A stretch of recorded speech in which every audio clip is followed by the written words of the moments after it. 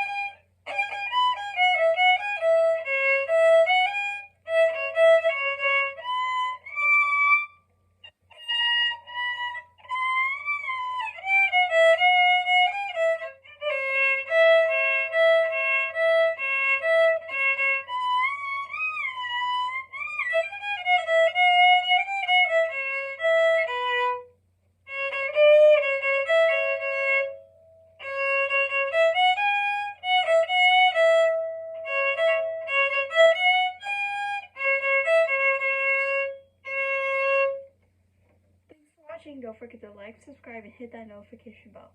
Make sure to stay tuned for the next couple of weeks for the next videos. Bye!